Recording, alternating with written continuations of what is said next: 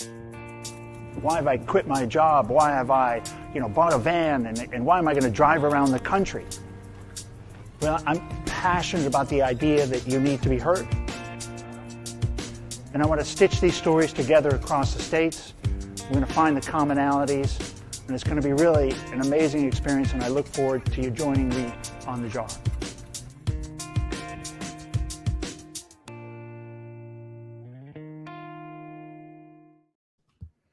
Good morning, everybody. Welcome back to Mental Health Today. I'm your host, Ken, and this show is all about mental health, people who are going through mental health experiences, people who are in this space from a government standpoint, kind of designing policy, people helping finance, people that are also creating products. We also have had quite a few people who are creating solutions, new stuff, old modalities, and just a great place to come and learn about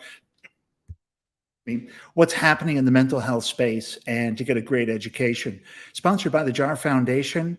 I'm also the host for the JAR Live or the JAR podcast, which you just saw a little commercial about me driving around the country and interviewing a bunch of people all across the world. And one of the, interesting is we cast a wide net on mental health and we start reaching out.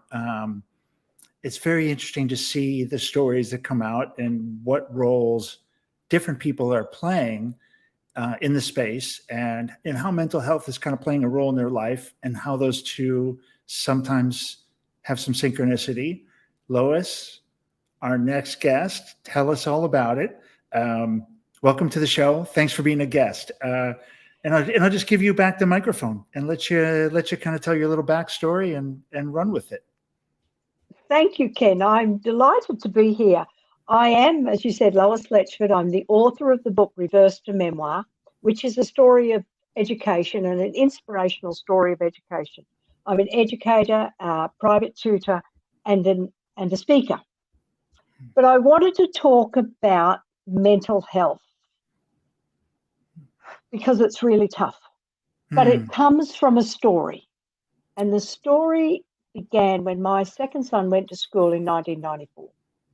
He went to school and he failed.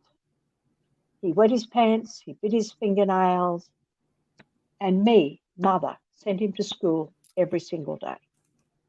Oof. Testing revealed that he could read 10 words, he's got no strength, and he's got a low IQ. What I didn't know was that his teacher shouted at him every single day. No one told me. And it was acceptable for them to shout at him because this child is dumb. He's not very smart, so it doesn't matter what we do. Oh, goodness. The school diagnostician then says to me, well, he's the worst child I've seen in 20 years of teaching. I had the opportunity to work with him over 6 months, and it was very interesting. You and I were talking, and you said you've got this accent, and I'm not connecting the dots. Well, the dots are difficult to connect. I'm Australian, and my son went to school in Australia in 1994. That's where this disastrous thing happened. We travelled internationally with my husband's work, nothing to do with Nicholas. But Nicholas happened to gain. I taught him for 6 months. And initially I failed, and then I changed the teaching. And what I found was that instead of having a child that was dumb, I had this child who asked questions I could not answer. I learned that he could learn and that he was a curious child. That 6 months was transformative. Now, my book is about our story. I'm not talking about my book today. I'm talking about what happened after that. My son graduated high school in 2007 in the top 20% of his class. In 2013, he graduated with 2 undergraduate degrees, one in mathematics and one in engineering. Whoa. And in 2018, he completed a PhD in applied mathematics from Oxford University. Whoa. Right. It's pretty dumb. I mean, it's pretty good for a dumb kid. I mean, it makes me feel it's pretty intimidating for where am I on that spectrum? Holy cow. That's quite an accomplishment. And then, okay. How? What? I mean, what's... That's not the story. Okay. This is the story. After he graduated, confident, articulate child and capable, I said to him, Nicholas, I don't remember. I didn't talk to you about what happened in first grade. I didn't know. Can you tell me what happened? My son sat there and cried. His tongue went round and round in his mouth and not a word emerged. And for the first time, I'm realizing that something that had happened 20 plus years ago had impacted his life and we had done nothing about it. You talk about mental health. The story has two components. One is the trauma that happened in first grade. And yes, we were incredibly privileged to get out of it. The other story is what would have happened and could have happened if we had not had that extreme privilege, because my son was just dumb. And I've got a quote here, and I think, because of my son's experience, I did a podcast called When Learning is Trauma. I finished it for the time being. Because when we send these children to school, and we're forced to, the law says your child must go to school. Yes. We unfortunately put them into situations that they should never be allowed to face. And I think this quote is from The Body Keeps the Score. Okay.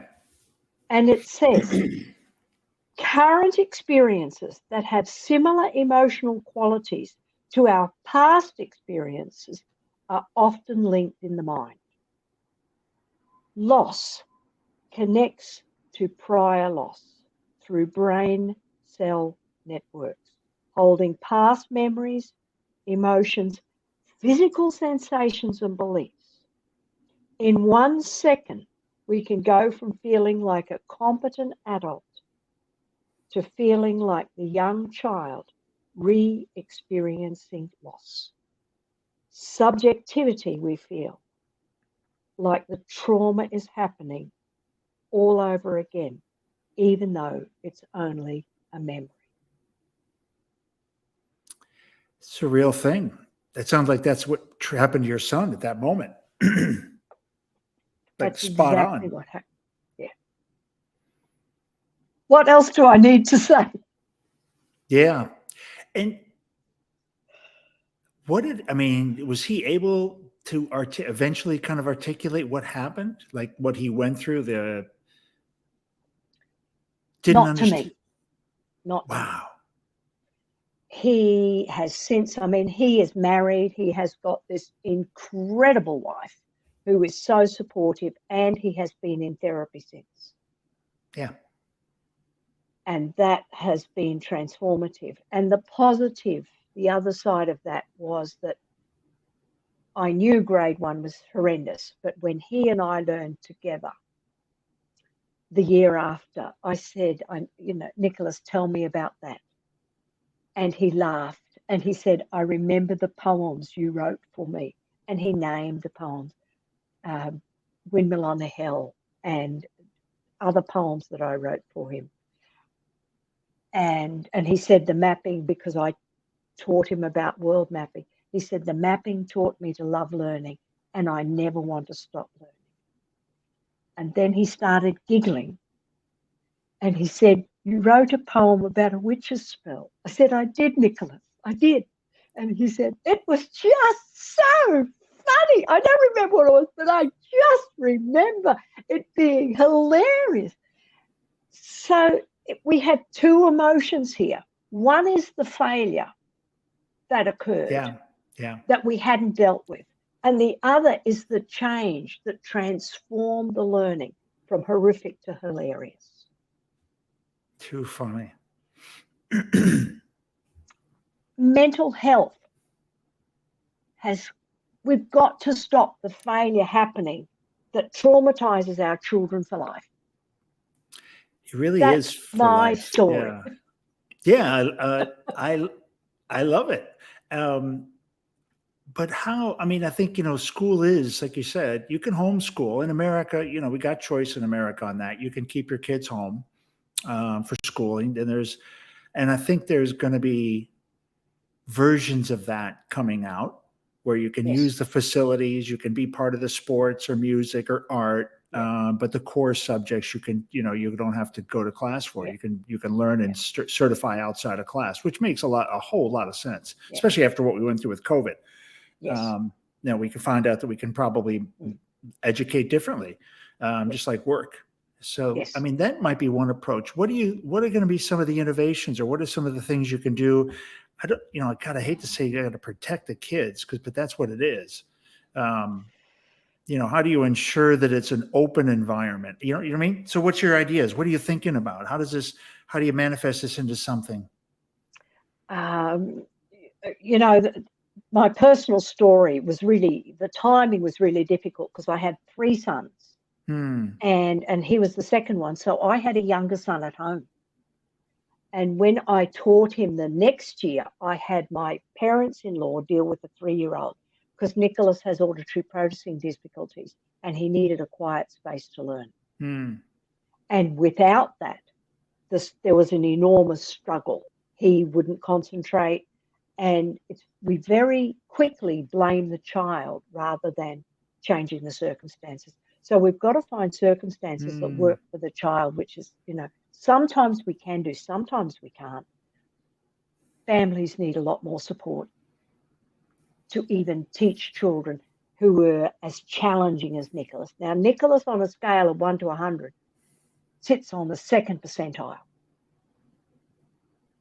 So, he was incredibly difficult to teach. But we have to see more than a dumb kid. Yeah, that seems like the lowest. Sounds like that might have been the teacher. A little. Well, it was the teacher, it's the testing, it's everything. Yeah, actually, interesting. It's the whole system in that case, right? You got failed by the system. We did, and you have a test that proves that the teaching couldn't do any better. Yeah, which is perfect. Closed loop. Yes. And, then my mental health comes into play because I became a reading specialist because of my son and our experiences. And the paper that I still have drilled into my brain is called Beyond the Deficit Theory. And it's written by an Australian educator who said, the moment our children fail, the first thing we do is blame the child. We give a dozen reasons why the child can't learn. And not one of them is to look at how we're teaching. And I had mental health issues when I read that paper because it's exactly what happened to my son. No one said the problem lies in how we're teaching. How did You're right. It's a closed loop. Sorry. Yeah, it's perfectly. I mean, that's what you want to do. It's right. It's kind of the whole purpose of that exercise is to validate that the system is okay. Yeah. And that the system didn't break down, right? So it's definitely going to end up with being the student. And it's interesting because that's literally one teaching approach. So you're measuring this student, which is the kind of the subject, right? And you're validating this subject ability to handle that certain methodology, right? If you change the methodology, you might get a different result. Yes. But that's not an option. That's not an option. So you fail the validator. The validation of the person which is the student just couldn't do it. Yeah, I mean, this is for sure. And I mean, the mental health stuff over on my JAR podcast, the stories that people share about what happens as children and the impact of that so many years later. A lot of people are just now, I think there's so many people that are now discovering that that's a thing and are finding out and visiting the childhood and kind of seeing what happened to them and going, oh, I mean, I remember all this happened to me, but I didn't realize it's still in my life today. I have a wonderful sister, and she's a mental health expert. And she said to me, Lois, what's happened is that's a memory. And we have to shift that from the memory to language. We have to talk about it. And once you start talking about it, you shift the pain from the memory to language. And it shifts where it's stored in the brain. And that's the important thing.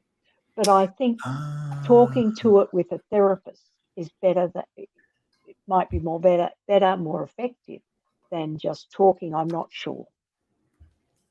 But we need help to shift that memory from that traumatic experience to language. I understand.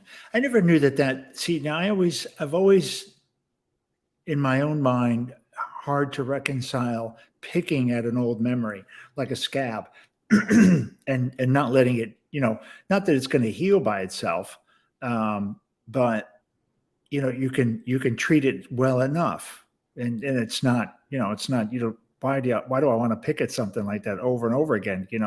Let's recognize it, look at it, give it its space, and then try to build new memories and happier stuff to talk about and things that'll.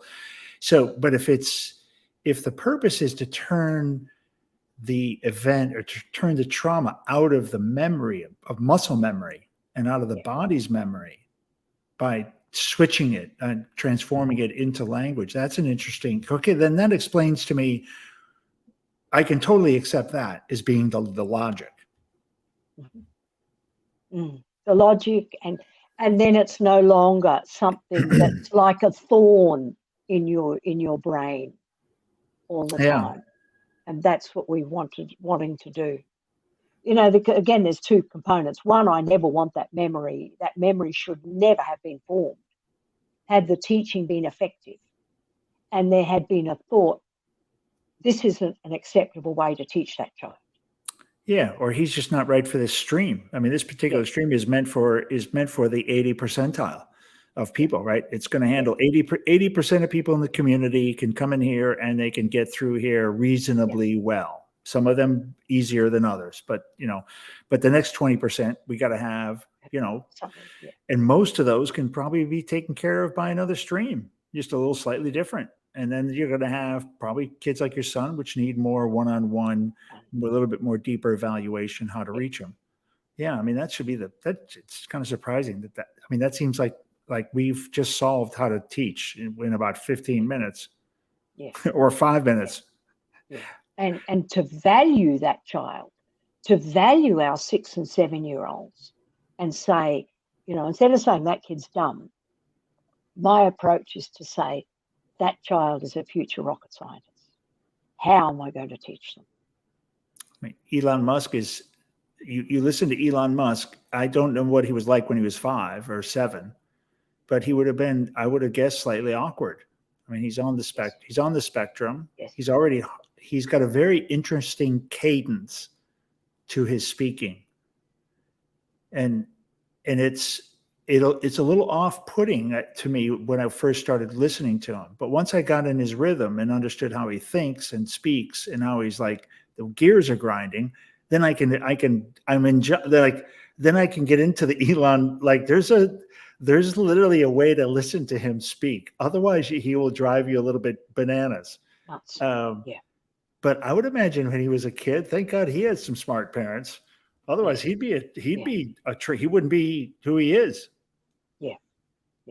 Well, I have taught children since my son. That's what I ended up doing because he was so challenging to teach. But one of my toughest kids was 15 years old when he came to me, and he couldn't read 10 words after spending 10 years in school. What? Yeah, crazy. I taught him to read over the next 3 years, grades 10, 11, and 12. He was reading, but not at a level that allowed him to be functional as an adult. the mental health issues with that child are ongoing. Child, I call him a child. He's an adult, similar age to my sons. It breaks my heart because we have to get the foundations right to give our children a chance of good mental health in the future. Yeah, and I think it's interesting. I don't know what kind of tools we've got for kids in the mental health conversation, and what those conversations look like with kids about, when do we have the same kind of conversations and reach out messages that we have with adults? Like, if you're having these thoughts, they aren't really very healthy. Have you considered talking to someone? And I don't know what age you can have that conversation with kids, but certainly by 10, 11, 12, 13, I would guess kids are open to some version of that message where they, could talk to their mom and dad. So it could be, not always going to be mom or dad having that, but maybe it is school or somebody else, or somewhere that they can get the message that, hey, it's okay to talk to your mom and dad. If you're feeling like this or that, it's probably, something you should talk to your mom and dad about. Start early with this education around mental fitness. Health. Yeah, I love it. I absolutely love it, because as you can gather, I am Australian, but I'm not living in Australia at the moment. But we've lived around the world, and I taught in Lubbock, Texas for a while. My first student was 13 years old and non-reading. He had spent 4 years in a phonics-only reading program.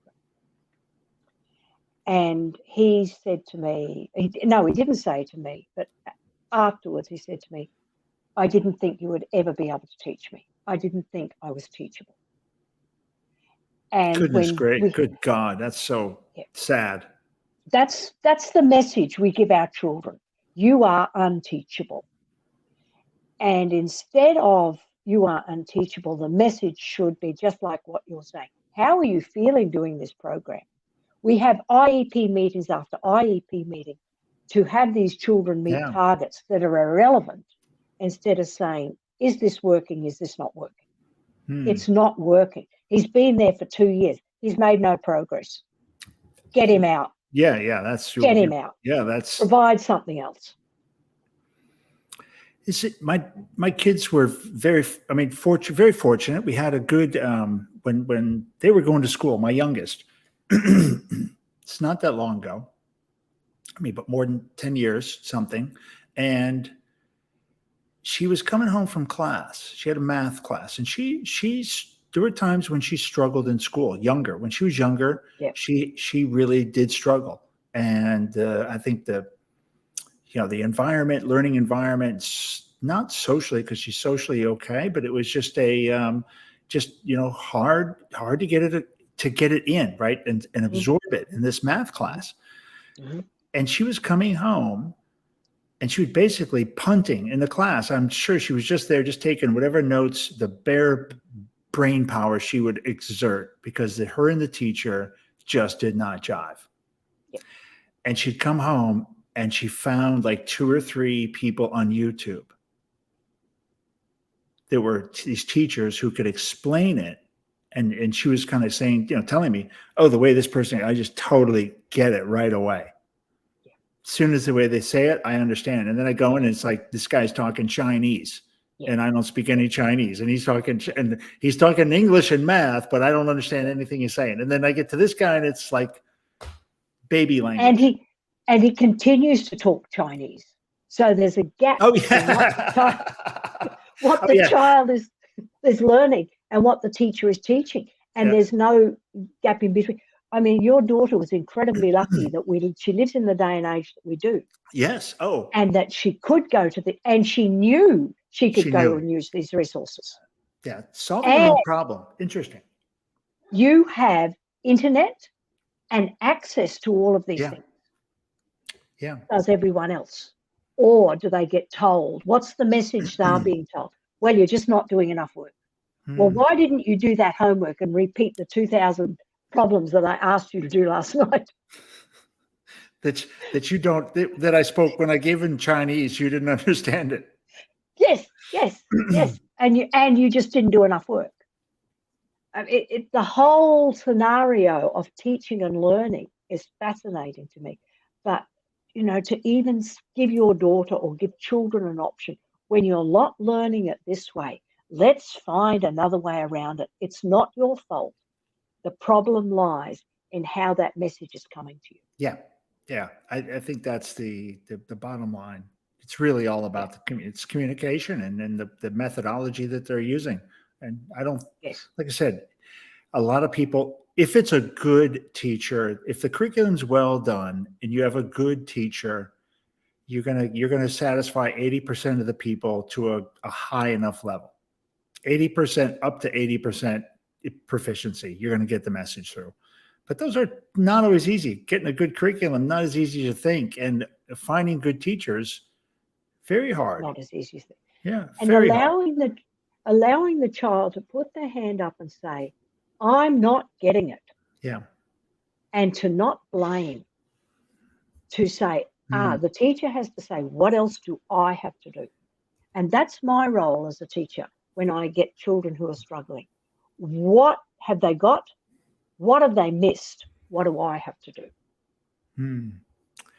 Yeah, I think I was pretty lucky growing up. I had most of my teachers would encourage people to raise their hand, put their hand up, and then offer that up. Yeah. But I was lucky, maybe I was lucky, but I was definitely one of those kids, man. I mean, no one's called me stupid, but I was definitely not the rocket scientist in the room growing up. And whatever the way they taught, for sure, was not for me. I mean, in the end, I figured out I wasn't stupid, and I wasn't just average. It was. I still haven't figured that out. Yeah. Oh no, I just figured if I got this far, I was like above average. Like a 70, but I don't know if that really means, because I think you never have 70% of the people doing that. But yeah, I love that. I love it. I don't think my teaching experience, as a student experience, was that great. Honestly, all the way through. I had some nice people I had caring people, a lot of people that cared, but I don't think that the skill level and the desire to understand techniques, et cetera, was around when I was a kid. I think they were just showing up, kind of doing their deal. Yeah. You asked how Nicholas went from the bottom to the top, and we moved, not for Nicholas, but with my husband's job. But he also had some teachers who believed in him. Yeah. See, somewhere along the way. Yeah. And particularly in mathematics. His mathematics in high school were the teachers who saw the value in him. Because other teachers didn't. And particularly mathematics, teachers didn't see the value in him. They just saw the problem. Or they heard about the problem in the teacher's lounge coming your way next year. No, worse than that. Day one, period one of middle school. And Nicholas thought, I'm pretty good at mathematics. And he'd done a test, he'd done the standardized test in Texas. And he got 55 out of 56 in 6th grade. And he went in and he said, I want to try one pre-AP class. And it was period one, day one in middle school. And he'd moved to a brand new school, so no one knew him. He knew no one. And the teacher didn't know him. But she asked them to write the parent's name and address on an index card in a particular way. And their phone number and this and that and the other. Nicholas couldn't do it. She tore the cards up. She threw it. She humiliated him publicly. And again, that was another memory that caused Nicholas to cry when he's an adult. Yeah, good God. Yeah, that would crush you. Yeah. He lasted 1 week in that class. Yeah, that's probably too long. That's 5 days too many. Yeah, it was. And again, the same thing, the trauma, the tears. And I watched him going to school one day and I just thought, this is grade one all over again. We're not doing this. We don't have to do this. Nicholas, get out of that class. It's not important. It's not going to impact your life. We're going to a regular maths class. That's all we need to do. We did it. Did it stop him getting a PhD in applied mathematics? Yeah. No. That is so funny. Turns out he was kind of good at math. Yeah. Turns out he was kind of good. That is so funny. I wonder what those teachers are doing now. It's been an awesome conversation, Lois. We're kind of at the end. How about some closing thoughts for the audience, and just maybe even a message to your future self?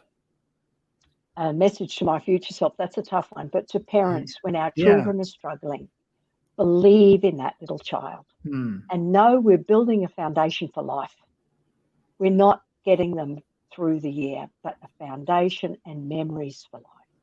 Make sure they're good ones so that we don't have to go down this really tough mental health route. Build their mental health as we teach them to live and learn and read in school. Beautiful. Is that the message that I think we need to give our kids? Kids, it is. I was going to say this one of the last comment. I think I bet one of those math teachers somewhere along the way said some powerful words to Nicholas, and I don't doubt just one or two of them saying, "I think you're pretty good at math." And so I think my closing message for the audience is I remember a teacher telling me one time, man, it's like an early school memory, was, "You write good. I like your writing." Or there was a way, the creative part of it. And that, man, I held on to that like you can't imagine. And so the powerful words that we can say to children are encouraging. And the ones that when we lose control of our tongues and we say stupid stuff, man, that stuff burns and it stays in the body apparently forever until someone works it out. Thanks again, Lois, for being a guest. After a heavy conversation like that, I think there's only one thing we can do to clean it out, and that's have a little cow therapy. I'll see you on the other side, Lois. Hang out for a minute. Lovely. Thanks everybody. Thank you. Thanks everybody for supporting the Mental Health Today, tuning in, sharing, and all that good stuff. See you on the other side. Hey everybody. It's cow time, cow concerts. They've been out in the field all day, running around, having fun, and now they're here for a little entertainment. Well, it's night 2 here in Sundance, and like last night, I kind of had to play, but tonight the cows have been just all in this field back there the whole day. And I just looked out my window and they were over here, and here they are.